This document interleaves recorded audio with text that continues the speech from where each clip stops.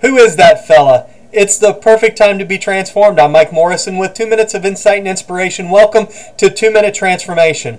We're talking about fruitfulness this week, hovering around John's Gospel, chapter 21. Peter's decided he's going back to the fishing trade. Wallowing in guilt and struggling with self-doubt, he announces that he's grabbing his nets and heading out to do something he's good at. Several other disciples decide to join him and they head out to sea, but John tells us in verse 3, that night they caught nothing. Verse 4 says this, "But when the morning had now come, Jesus stood on the shore, yet the disciples did not know that it was Jesus." There they are, a long night of throwing nets and drawing them in. With every cast, the frustration had to be building. This was supposed to be easy, familiar, but God wasn't blessing those nets. No matter how many times they threw them, they were coming up empty. The dawn breaks over the horizon, and there they are, near enough to the shore to notice someone standing on the beach. They probably saw the small fire and perhaps could discern the aroma of broiled fish wafting through the salty morning air.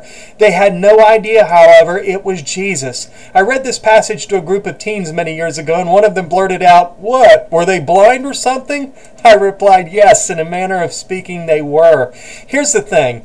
There's nothing more blinding to man's spirit than fear, and fear has a companion that isn't usually far off, and that companion's name is pride.